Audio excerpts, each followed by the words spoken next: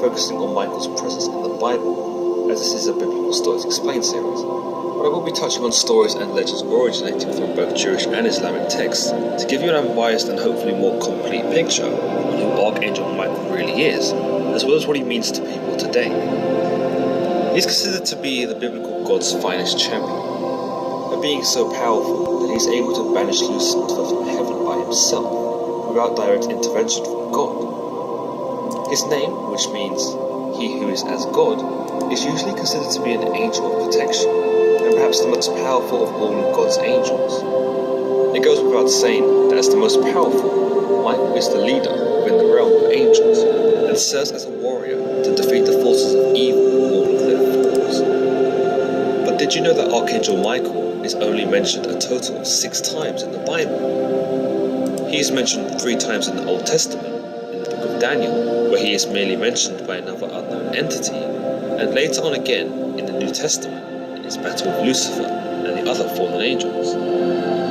He is also seen in the Epistle of Jude in a debate with Satan, and is again alluded to in the first epistle of the Thessalonians, though he is not explicitly named in this instance.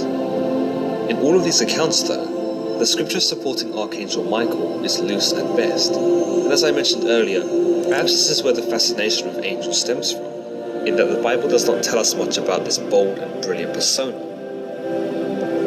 Archangel Michael's first mention comes out of the Old Testament in the book of Daniel, and it is virtually just that, a mention.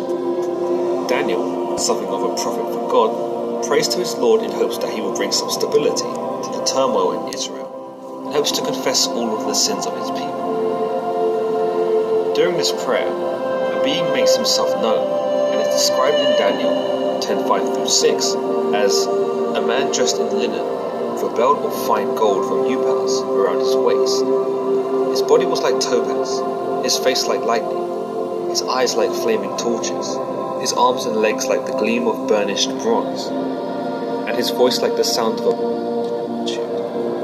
While this man is never explicitly identified, it is understood that this being is not mortal, and that he is of a supernatural composition.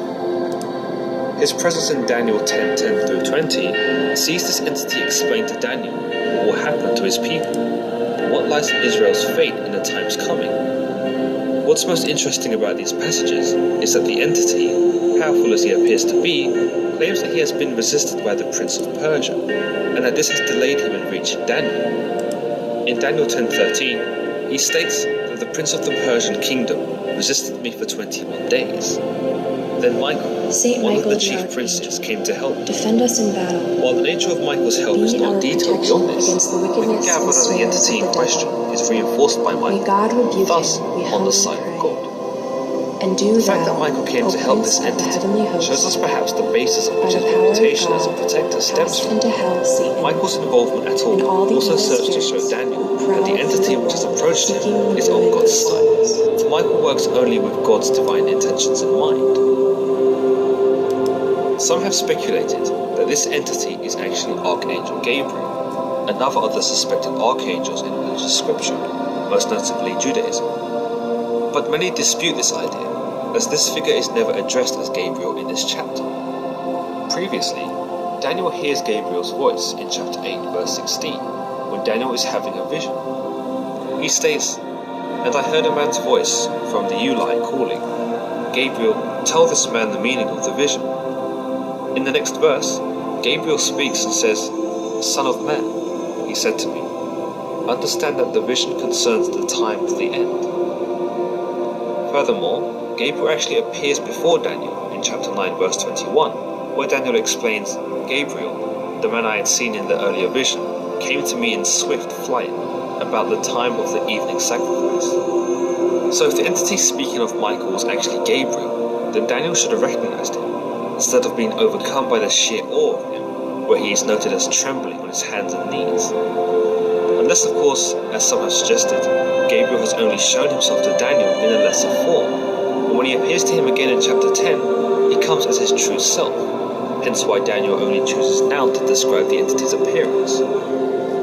All in all though, the reference of Gabriel as man in the title of the chapter called Daniel's Vision of a Man seems to indicate that this is not Gabriel, and while obviously otherworldly, is merely a messenger bringing word of Michael. By the end of their encounter in 1020 through 21, the entity further confirms his allegiance with Michael by saying, "Do you know why I have come to you? Soon I will return to fight against the Prince of Persia. When I go, the Prince of Greece will come. But first I will tell you what is written in the Book of Truth. No one supports me against them, except Michael, or Prince." By calling Michael Daniel's Prince, it highlights his importance and gives us something of an inkling that Michael harnesses some sort of higher power, and that he should be respected and revered by Daniel, and therefore Daniel's people. However, beyond this, we can't do much more than speculate. The prophecy is finally concluded in chapter 12, and Michael is brought up one last time, his final mention in the entirety of the Old Testament, where the entity explains, "Michael, the great prince who protects your people, will arise. There will be a time of distress, such as has not happened from the beginning of nations until then. But at that time, your people, everyone whose name is found written in the book, will be delivered." Essentially, Daniel was being told that Michael would be the one who brought salvation upon Israel, and once more, his status as a protector is furthermore cemented. Beyond this, it's hard to gather a real sense as to who Michael